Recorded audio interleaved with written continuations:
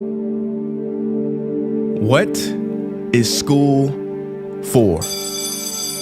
Feel free to call me slow, but I spent 16 years going to school, and I still don't know.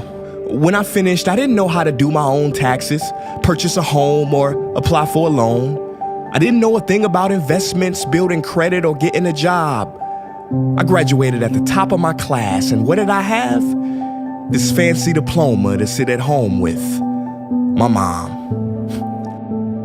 But luckily, they did teach me some important skills like factoring trinomials and how mitochondria is the powerhouse of the cell.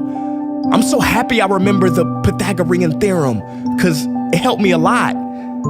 Okay, I'm lying. Let me stop. Because all the stuff they taught me, truthfully, I forgot. Mom, remember when you would ask me, what did you learn in school today? And I would say, nothing much.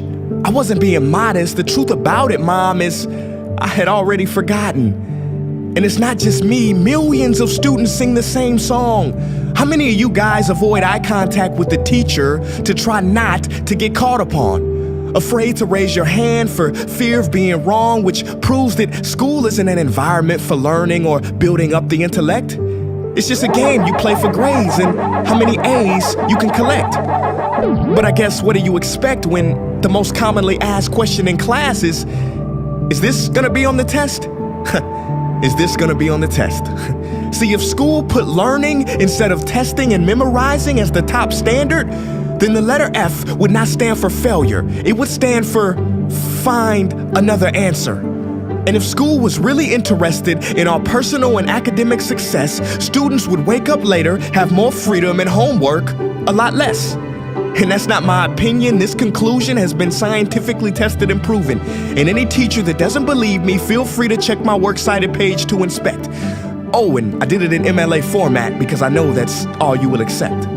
See, students would get more benefit from an extra hour of sleep than putting them through the torture of an extra essay, reading 150 pages, doing problems 1 through 60 on the worksheet, and having 3 projects due by the end of the week. Not only is it pointless pain, but it's also dim-witted, because we get so much work, but they don't teach the time management skills to deal with it. See, in school, we are controlled by bells. We have to learn in rooms with the feng shui of a prison cell. We have to ask permission to relieve bodily functions, but not before the teacher asks a million questions like, why didn't you go before class? I'm sorry, my bladder is kind of on its own schedule and it's not always timely. See, teachers always say, use your time wisely. But that never made sense to me. Because these 6 cruel hours of our lives we call school might literally be the worst use of time management ever in history. Think about it, the traditional teaching method is foolish. No, it's useless, multiplied by the square root of stupid. What they do is they cram information in your head, force feeding you, and then you throw it up on the test. That's not education, that's bulimia.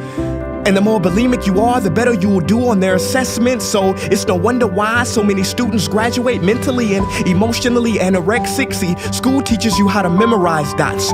True education should teach you how to connect them. True education teaches you how to catch a fish. School teaches you, yeah, you caught the fish, but you didn't show your work, so it doesn't count. Throw it back. I'm just asking, what is school for? It's not education, that's just not true. If you still think that, you might be sniffing glue. See, the word education comes from the Latin root educe, meaning bring out, i.e. bring the gifts out of a person and make them viable. But school doesn't bring out much, it just stuffs more facts inside of you.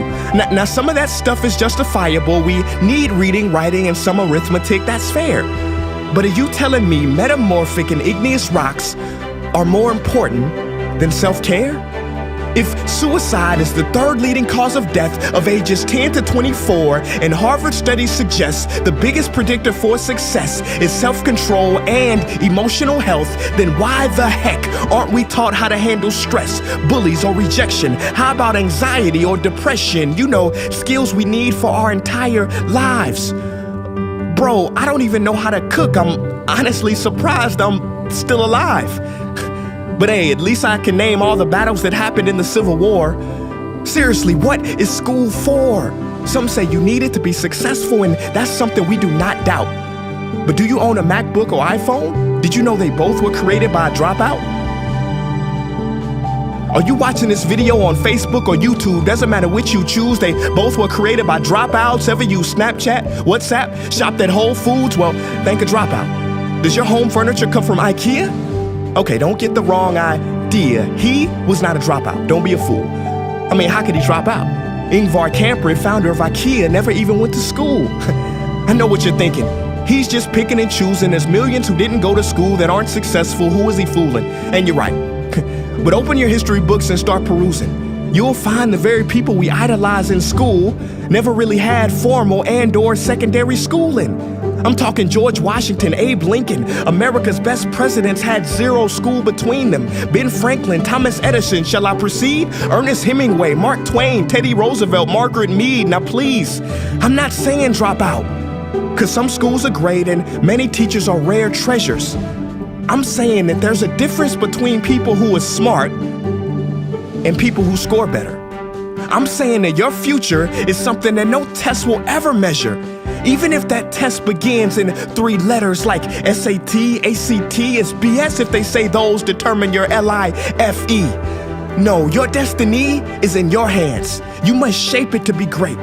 So don't expect school to open doors, because it's more likely to slam them in your face. Sometimes I wonder about all the dreams lost in school and how much potential goes to waste. If it wasn't for music and YouTube, then I would have been just another lost case. Everybody watching this, please, close your eyes. Imagine a child sitting in the back of some teacher's class in some town. He never raises his hand, he fails most of his classes, but inside of him, there is a passion. And if nurtured and brought out, will lead him to discover the cure for cancer. But you see, I'm afraid that child's gift will never come out. He will never win the Nobel Prize award because in class he was ignored and his worth was judged only by his scores. So teachers, principals, parents, advisors, and students, I ask one more time, what is school for?